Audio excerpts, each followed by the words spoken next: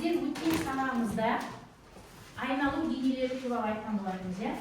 Айналу денелеріне нелер жатады, кім айтады? Шар, сфера, сосын конус. Неге олар айналу денелері деп аталған?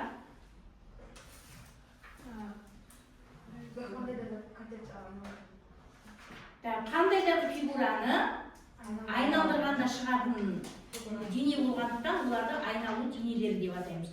Оның алдында қандай денелерді өттік біздер? Көп жақтарды өттік, иә? Көп жақтар. Көп жақтарға нелер жатады?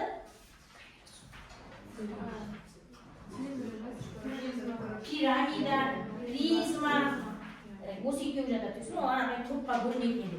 Енді бүгінгі сабағымызда біздер осы пирамида менен, айналу денелері менен көп жақтардың комбинациялары туралы қарастырамыз. Енді осы тақырыпты бастамастан бұрын бірінші мынандай сұраққа жауап беріңіздерші. Жалпы қандай көп бұрышқа іштей және сырттай шеңбер сызуға болады? Қандай көп бұрышқа?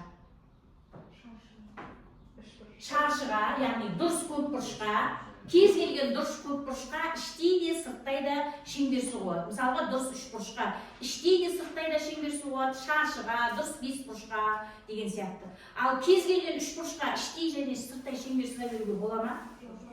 Болады. Кез келген үш бұрышқа. Ал қандай төрт бұрышқа сырттай шеңбер сызуға болатын еді? Қандай төрт бұрышқа? Қарама қарсы бұрыштарының қосындысы неше градус болса? 180 градус болса сызуға болады. Ал қандай төрт бұрышқа іштей шеңбер сызуға болатын еді?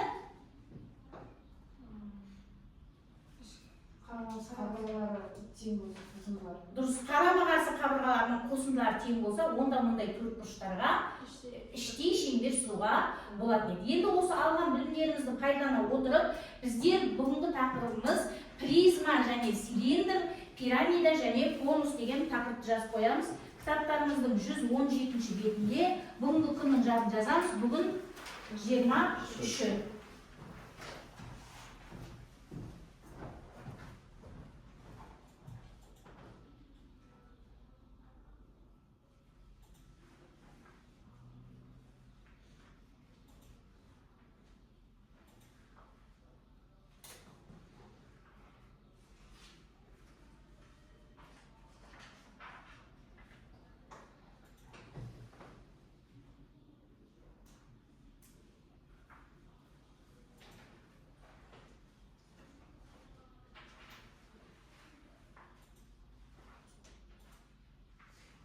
Цилиндр және призма, конус және пирамида деген тақырып.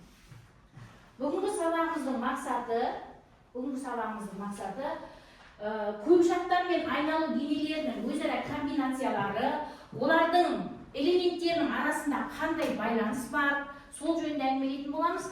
Және оларды жалпы кеңістікте салған кезде, біздің өзіміздің дәптерімізге салған кезде, оларды қалай саламыз, қалай олар салу жеңіл болады, және бұларды бұл комбинацияларға байланысты есептерді қандай практикалық өмірде қай жерде пайдалануға болады, сол жөнінде қарастыратын боламыз. Ол үшін бірінші тақтаға назар аударайық.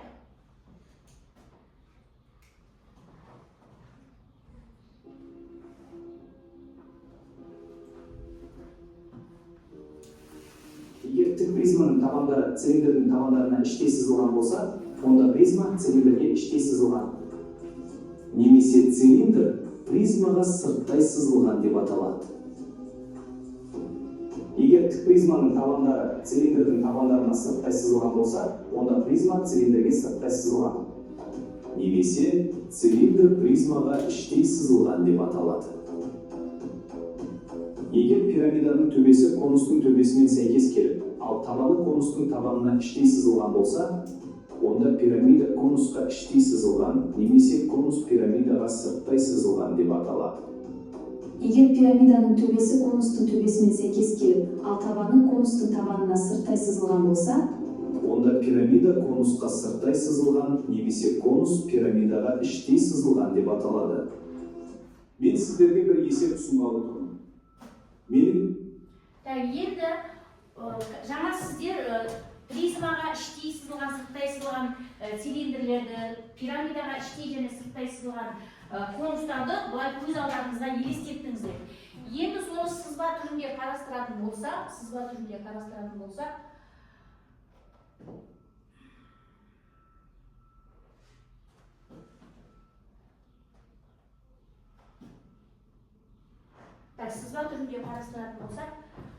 қазір қарайық. Бірінші мынау конусқа іштей және сырттай сызылған пирамидалар. Енді қарайық. Мынау конусқа іштей сызылған пирамида. Пирамида конусқа іштей сызылу үшін оның табанындағы көпбұрыштардың барлық төбелері мына конустың табанына шеңберіне тиісті болып жату керек. Екеуінің ортақ нелерін қараңыздар. Конустың осі менен пирамиданың биіктігі бір болады. Пирамиданың табаны конустың табанына іштей сызылған болады. Және пирамиданың бүйір қыры конустың жасаушысына тең болады. Енді іштей сызылған пирамиданы қарайық.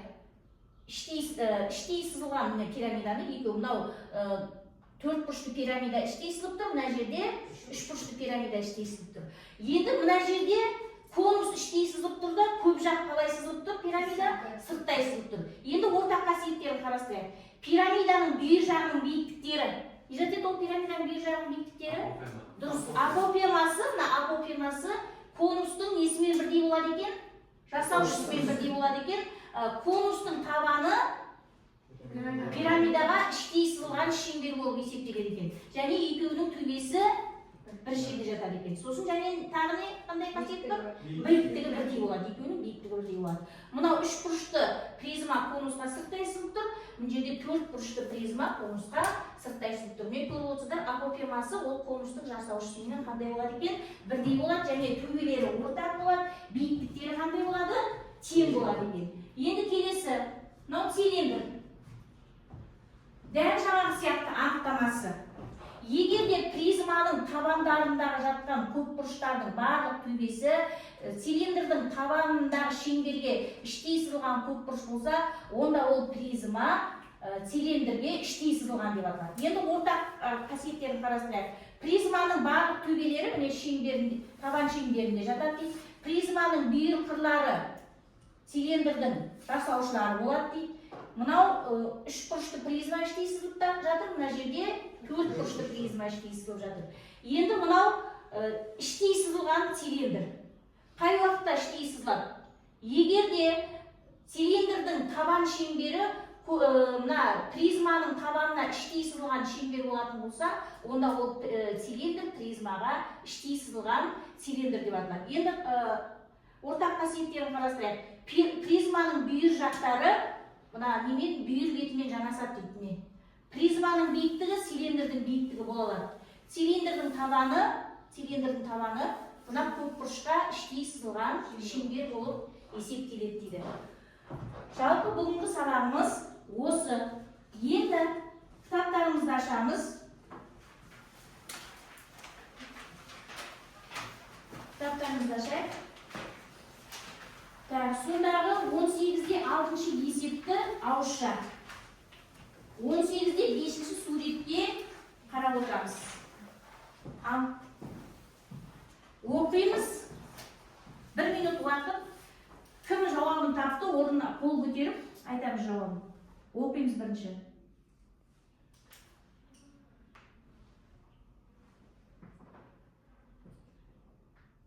Он 18-де 5-ші суретке назар аударамыз. Жаңа айттық қой, биіктігі қандай болады, табаны, шеңбер қайда жатыр, шаршы мынау беріп тұрған. Кім айтады? Кім айтады? Айтуға ма? Оқыш бірінші дауыстап тұр. Барлық кубқа сырттай сызылған цилиндрдің биіктігін және табанның радиусын табыңдар. Бірлік кубқа сырттай сызылған цилиндрдің биіктігін және табан радиусын табыңыздар. Биіктігі нешеге тең? Биіктігі 1-ге тең дейді. Табан радиусы түбірасында 2 бөлінген 2-ге тең дейді. Дұрыс па? Себебі оның табан шеңбері неге сырттай сызылып жатыр? Қандай фигураға? Табан шеңбері қандай фигураға сырттай сызылып жатыр? Квадратқа, шаршыға. Сондықтан оның радиусы тура 2,2 тең болады. Жақсы отыр. Енді келесі 18-де 7-ші есеп, тағы да ауызша дәл осындай. Бұл жерде іштей сызылған цилиндрдің биіктігі мен табан радиусын табу керек. Кім айтады? Бұл енді ананы ойламай-ақ сразу айта қоюға болады. Кім айтады?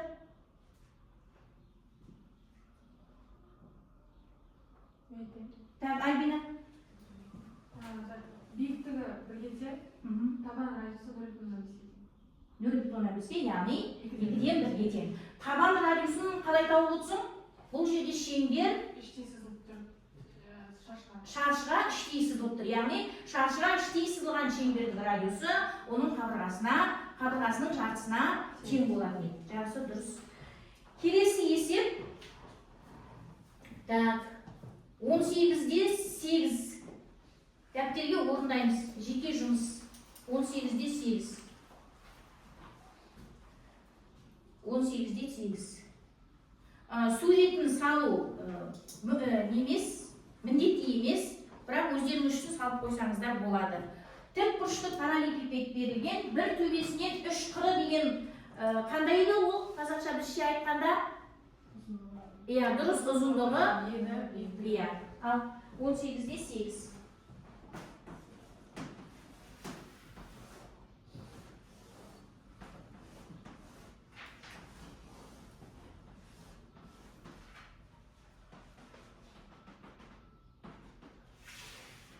Тік бұрышты параллелепипедтің бір төбесінен шығатын 3 қыры дейді. Мынаны А, мынаны Б, мынаны С деп әріптермен белгілемей ала салсаңыз болады. Сонда берілгені тік бұрышты параллелепипед. А 1-ге тең, Б 2 сантиметрге тең, С 3 сантиметрге тең.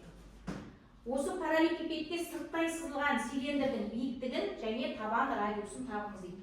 Маған сырттай цилиндр сызылып тұр екен.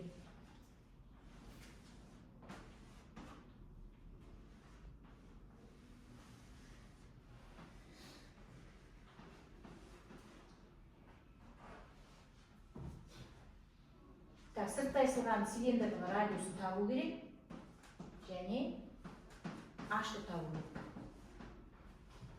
Шешу.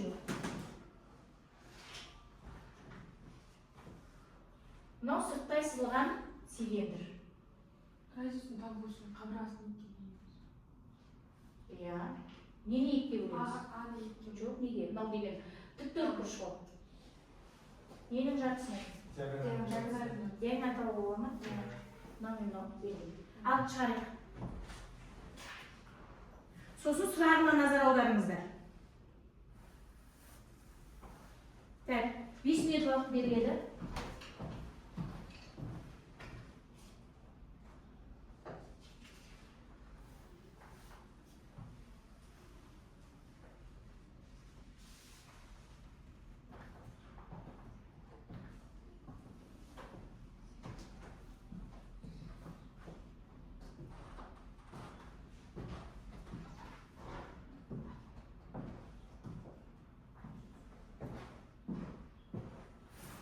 Дұрыс шығарып. Мынаны бүйтіп қоссам түкіріш шығады. Мына квадраттап қоссам, мына гипотенуза шығады. Оны екі өзі радиус шығады. Суретін салшы.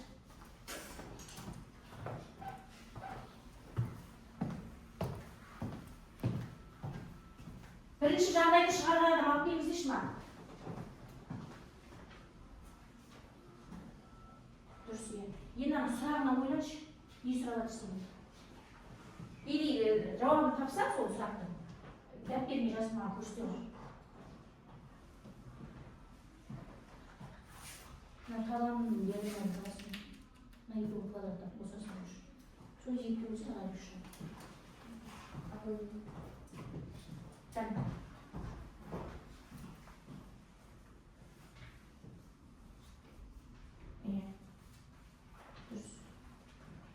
Енді сұрағына ойланшы. Қазір білмей қалғанын сұрайын. Ол несін шығар? Dürüst. Neden masrağın olmuş? Tak, 3 oldu.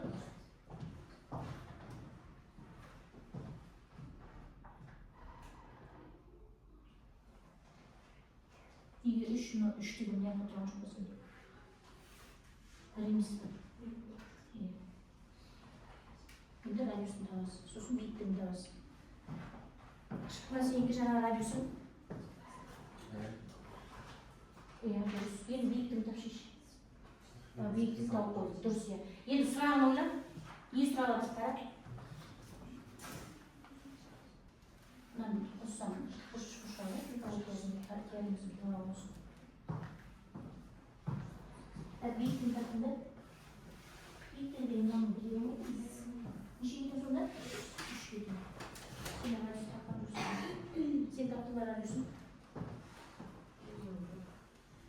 Ya olsun bitti, olsun sonunda da düşer. Ne yapıyorsun? Namım.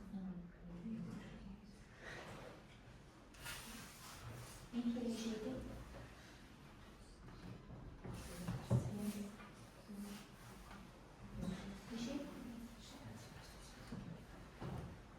Жақсы. Oldu ko'rdim kumshara. Bittini topmadim, sen bittini topdinglar, topdim, bittini topdi. Sen topdinglar, qaraymiz. Bittini topdinglar. Durust. Endi surak. Endi осы есепті біреуіңіз тақтаға шығарып істей алыңызшы. Кім керек? Жасаушы кім? Айтып алыңыз. Шешу.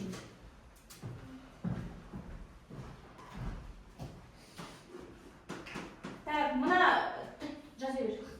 Мына сырттай сызылған шеңбердің радиусы мына ненің диагоналдың жартысына тең болады. Диагоналды қарастыру үшін тікбұрыш үшбұрыш ретінде қарастырасыздар. Болды. Биіктігі деген ол цилиндрдің биіктігіне тең деп мана айтқанбыз. Радиусы мынаған тең. Енді сұрақ. Сұрақты оқып жүрші, Альбина, маған. Бұндай цилиндрлер нешеу болады? Осындай сырттай сызылған цилиндрлер нешеу болады деп ойлайсыздар? Именно осыған қатысты ма? Именно осыған қатысты. Үшеу болады. Неге? Себебі ана үш қабырғасы әртүрлі, мысалы. Кейін тақтан түсіндірші, дұрыс.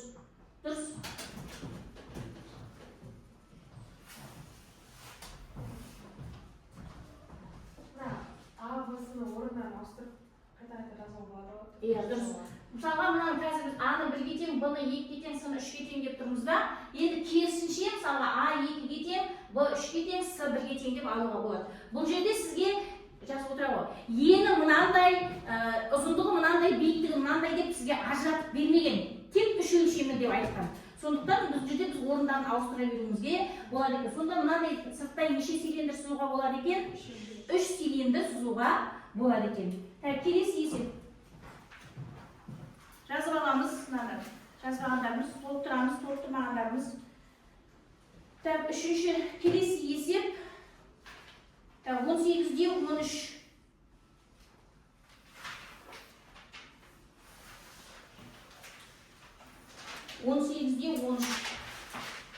Не дейді 18-де 13-те? Дұрыс пирамиданың, солай ма? Не берілген енді? Бүйір құры берілген. Иә? Ол қағадасы бұмен 30 градус жасайды, 60 градус бұрышта жасайды. Сізге табу керек? Ал, суретін кім салып береді маған? Негізі бірінші сурет салғанда конусты салып алсаңыз сізге оңай болады.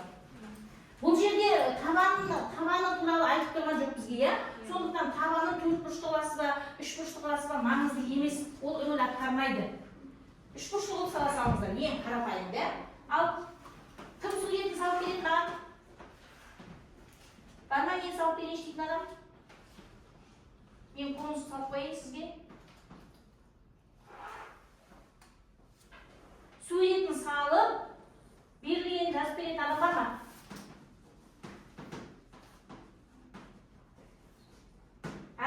Кім шығады? Бар ма шығатын адам?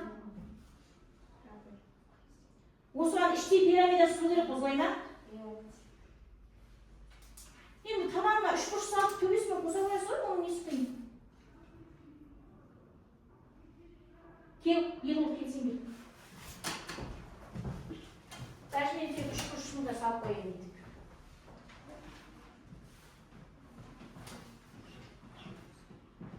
Болды, енді осы тілдермен қос. Үзік сөз. Үзік.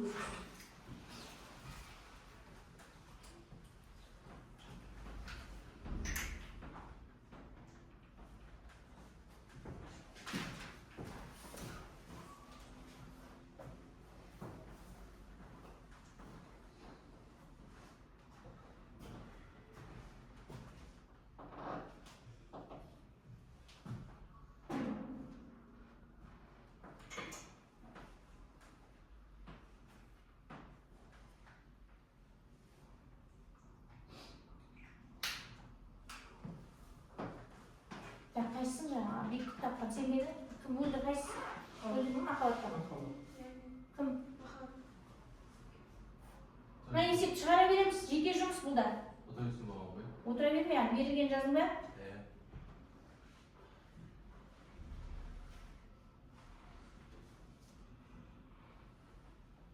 Так, махаббат бір ұпайың артып кетсең. 2 ұпай болды. Радиусын биіктігін тапқан адамдарға 2 ұпай қойдым. Сұраққа кім жауап берді? Сондықтан оған 3 ұпай қойдым. Енді берілгені қайсы альфа қайсы бүйір қыры табан жазықтығымен 60 градус бұрыш жасайды десе. Жоқ. Бүйір қай жері альфаға тең? Бүйір қыры табан жазықтығымен 60 градус бұрыш жасайды десе. Дұрыс емес көрсетті. Кім дұрыс көрсетеді? Бүйір қыры табан жазықтығымен 60 градус бұрыш жасайды десе, бұлай қосасыздар. Мына жердегі бұрыш альфаға тең. Сізге сырттай сызылған шеңбердің, конустың табан шеңберінің ұзындығын табу керек. Мынаған бұлай биіктік түсірейік.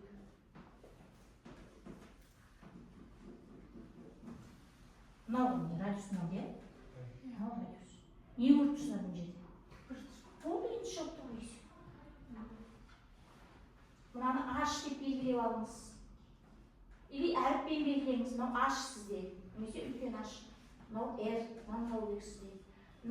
Несін, жасаушысын бүйір қырын L деп белгілей салыңыз. Ал, мұны 2 түрлі, немесе 3 түрлі тәсілмен шығаруға болады. Бірінші тікбұрыш үшбұрыштың қасиеті бойынша шығаруға болады. Екінші Пифагор теоремасымен шығаруға болады. Үшінші тригонометрияны. Әке, болғандарын көрсете беріңіз, сосын келесісін орындай беріңдер. Осы суретті пайдалана береміз. Дұрыс. Жоқ, осы әсі бар, осыны соны шығарамыз. Болғандарымыз көрсете береміз ма? 1 минут уақыт беремін, егер шығара алмасамдар, альбинаны тақтаға шығарамын. Содан кейін арнайы оңай болып кетеді уже. 3 түрлі тәсілмен шығарасыз. 30 градусқа қарсы шаққанмен де шығаруға болады. Дұрыс. Енді әсін шығар.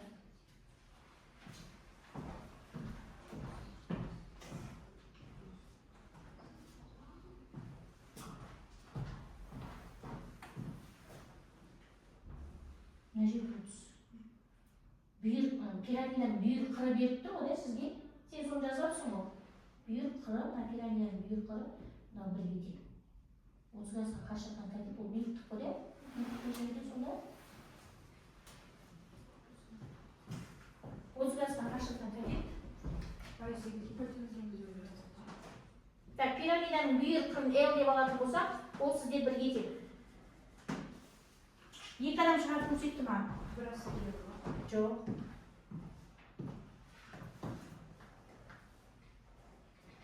Квадраттан басқа да өрбіт оңамыз. Дұрыс үй. Иә, жай көшіретінде шеш. Дұрыс жалпы.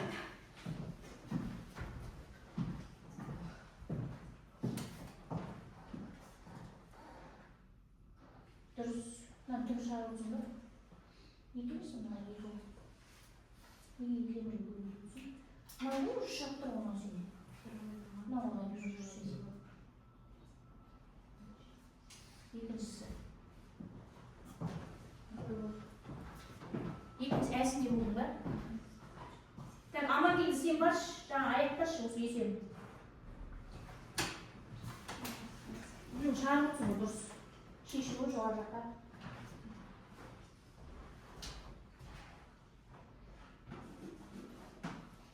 Так, не істедің бірінші. Вот сразу так. Қанша қажет почему задатыстан есептің бір. Сен мына орынсыз шеш. Иә, сонда ашты шегетін үшін не?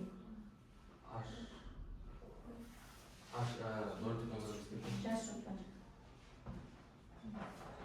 Так, Ерол былай деп айтып жатыр сізге. Мына шұғышты қарастырамыз дейді. Мына шұғышты қарастырамыз. 4,5 емес, 2-ден 1 болады. Жайын жүкпен жұмыстасаңшы. Міне мына шұғышты қарастырамыз. Мына 30 градус. 30 градусқа қашықтыққа деп гипотенузаның жартысына тең деп жатыр. Бізде гипотенуза 1-ге тең. Оның жартыға бөлсек 2-ден 1 деп айтылады да, 2-ге бөлсек. Енді не істейсің? Енді ары қарай немен шығардың? Иә. R тең.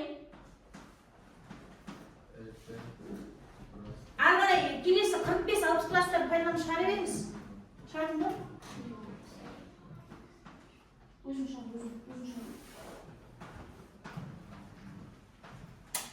Иә. Астына жасайсың. Беріктен жасай. Шықты ма қалғаны? Қайсы екінші қайсы? Неге? Оқыған.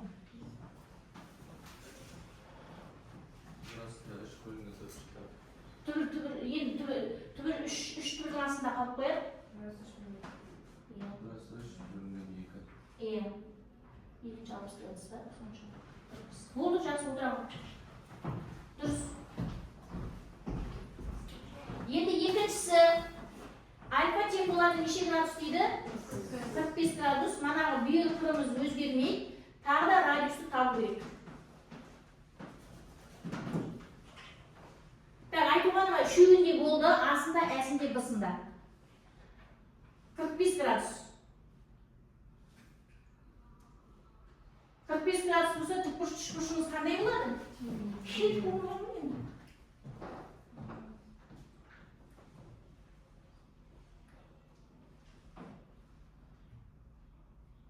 Так, айтуғаныма, баршы екіншісі.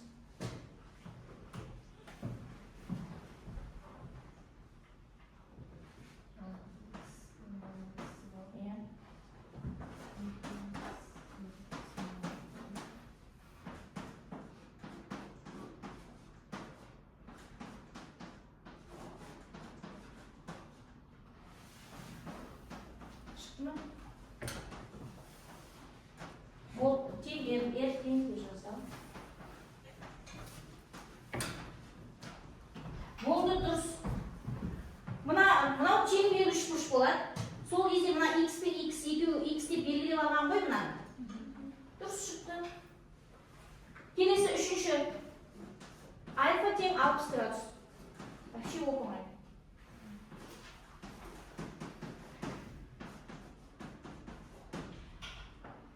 Нені мына 60 градус? Мына 60 градус. Так, Мадина тақтайшы.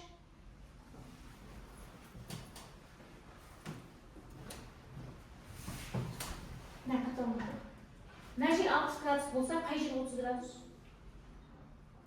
Мына шүкірші 60 градус. Қай жер 30 градус? Мына жер 30 градус. Соған қашықтың қайтек қайсы?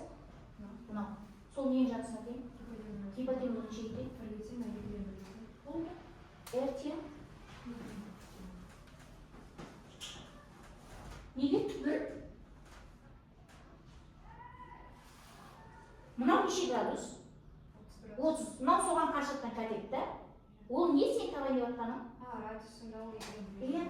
Болды шықты. Бір рағамымен шығады. Жақсы отыралы. Болды. 2-ден 1-ге тең. Не 30 градусқа қашықтан қатет гипотенузаның жартысына тең. Енді балалар беріңіздерші. Бұның өте оп-оңай тәсілі бар бір. Мына біріншісін кетірейін. Мына үшбұрыш қандай үшбұрыш? Тікбұрыш үшбұрыш солай ма? Тікбұрыш үшбұрыш. Мынау сізге мына гипотенуза беріп тұр. Сізге мына іргелес жатқан қатет табу керек мына бұрышта. Ненің анықтамасымен шығарамыз? Іргелес жатқан қатет. Косинус альфа тең болады. Ненің Эрді, радиустан А, L-ға қатынас. Осыдан мынаны табу үшін не істейміз? Косинус 30 бенен елді көбейтеміз. L-ді, яғни 1-ді көбейтеміз. Косинус осы нәрсені шейде. Болды, мына нәрсе шығатын еді ғой. Осыны жазып алсақ та, мына жерге 45-ті қойсаңыз, мынау шығатын еді. Мына жерге 60-ты қойсаңыз, мынау шығады. Сонда бұл жерде мен сізге өткенде айтқанмын. Мына тікбұрышты, үшбұрыштарды шешудің негізі бірнеше тәсілі бар. Пифагормен шығаруға болады. 30 градусқа қашықтықтың қасиетін немесе косинустар теоремасымен шығаруға, косинустың анықтамасымен шығаруға болады деп едім. Келесі 14-ші есеп. 14.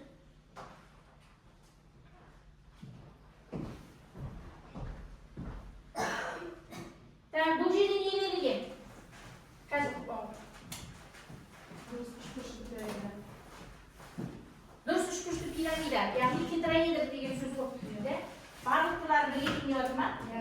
Значит, ол тетраэдр ол. Соған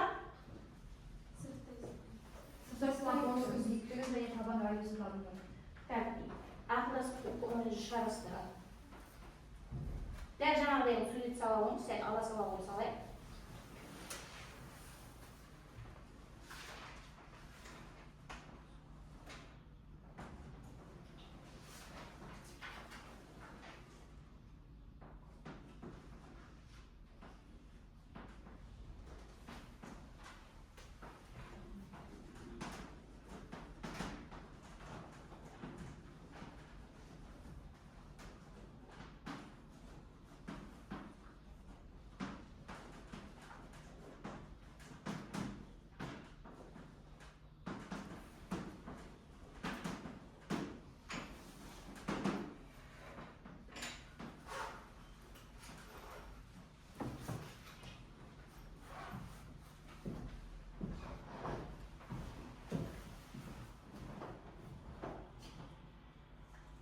Суретінде қажет жоқ, былай қарағанда. Сақтардағы суретке қарап шығара берейікші.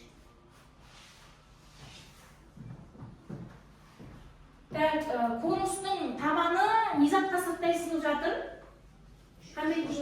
Бұл қандай үшбұрышқа? Оның қабырғасы неше екен? Болды ғой, шығыпты ғой дайын формула. Сосын биіктігін табу үшін нені пайдаланамыз? Пифагор. Ал.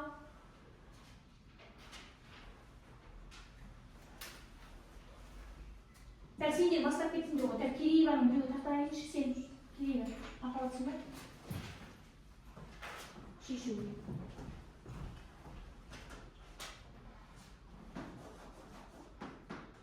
Ал дұрыс үшбұрышқа сырттай салған шеңберді радиус формула салайық.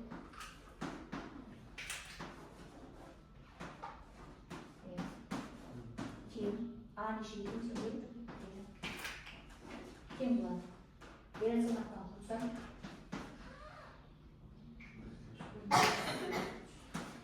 Бұл шықты. Енді аш. Тең құрасында. Ненің квадратын, ненің квадратына зайып істейсің кетші. Мынау ашсын. Сендер бұл шығағанды қақпайын ма? Мынау не квадратына, L деп алып тұрады. L квадрат. Сразу жазасың. Мынау квадраты.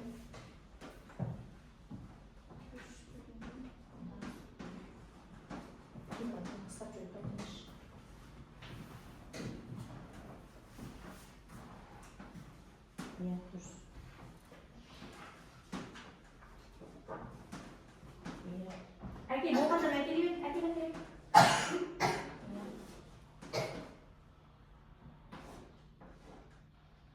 Жүрсен, мынаны квадраттап тұрсын ғой, енді қайтан тағы квадраттап атқанмен, мынаны кетір. Кетір, вообще кетіп тұрсаш. Мынаны 1-ден 3-тен бір алсаң шешар. 2. Түрәсін. Болды. Аржай иррационалдан құтылуға болады. Түрәсін 2 бөлінген, түрәсінде 3. Түрәсінде 6 бөлінген 3. Түсінбеген сұрақтарыңыз болса беріңіздер. Мына жерде неге мынандай түсінікті ғой, иә? Так, келесі.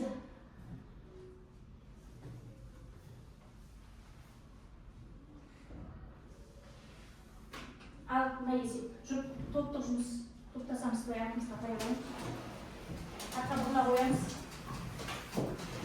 10 минуттан реттеп алыңыздар.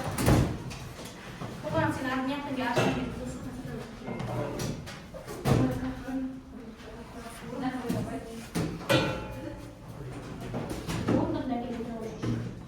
так, бастай береміз ал.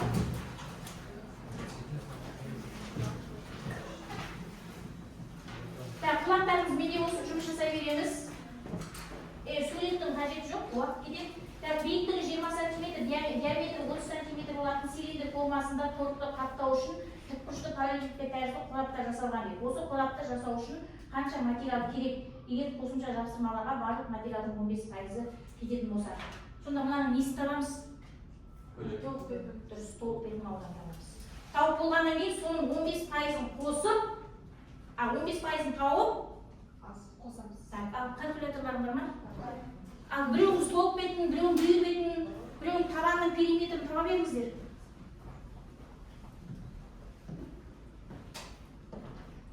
Уақыт кетірмесіз.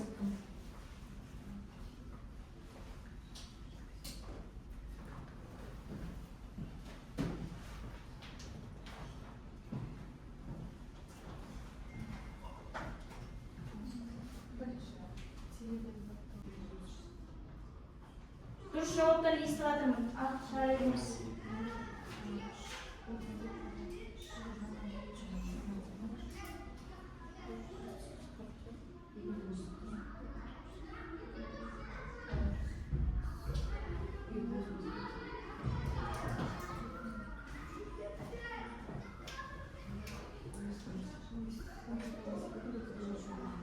Табанның 9 метрі 30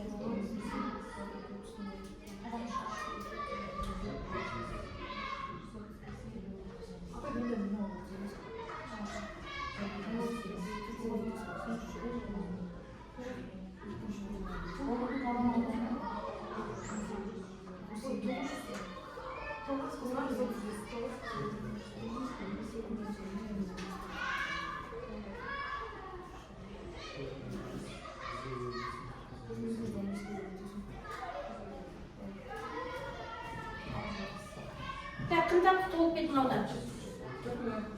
Енді соның 15%-ын топтасамыз. Так, мына бұл болды. Және бірінші баста бетінде ғой, не аласың да, кәлі? Дұрыс. Қаны үстетін бетін қап ұспайсыз қой?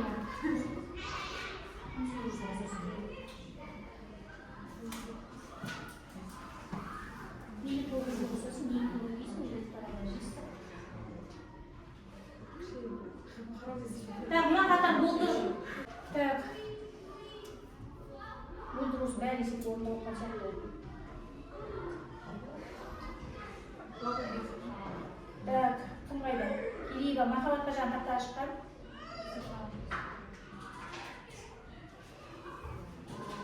Так, Екенхан. Соны есепке 1 пай қойып жатырмын. Так, кімнің тобындағы Ерол. Так, Ерол жан тақта шықты. Так, кім? Мадина. Тақта шықты ғой, да?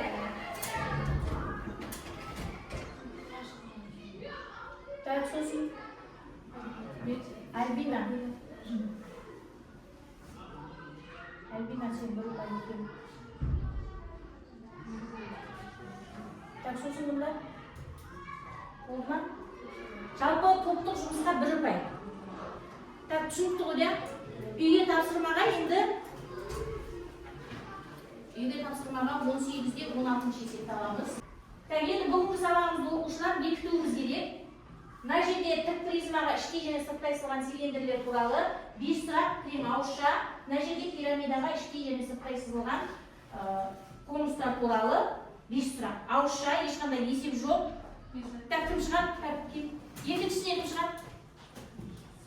Кім шығады? Бармам ең шығайшын тарамам. Желающий кира.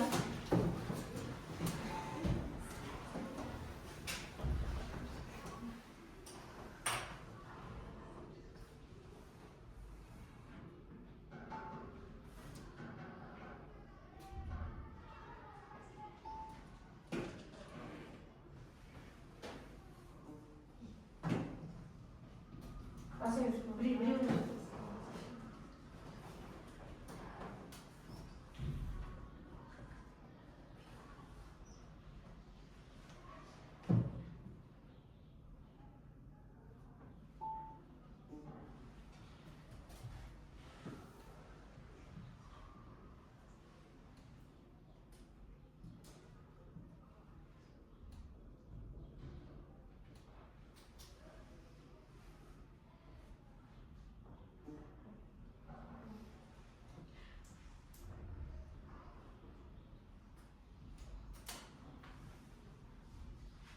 Кімге кім көмектесіп еді? Пирамидаға сырттай конусты табанға қойылатын шарт. Сырттай конус сызу үшін. Иә.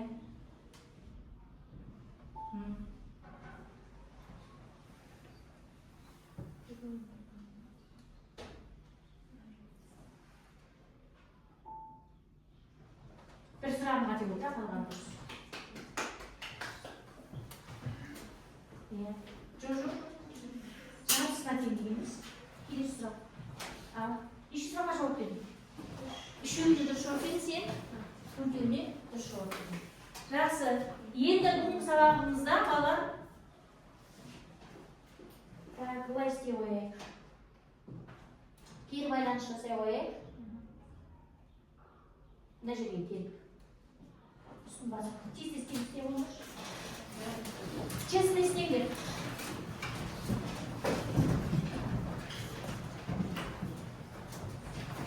Честно істеңдер. Қой бәрін.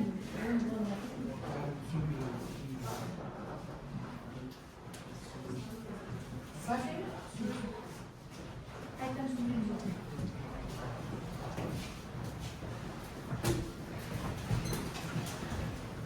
Тоғыз оқушы түсінді дейді, 5 оқушы сұрағым бар дейді, 1 оқушы түсінбеді дейді. Келесі сабақта қайтадан 1 оқушы. Ол айтқан сияқты 1 оқушы.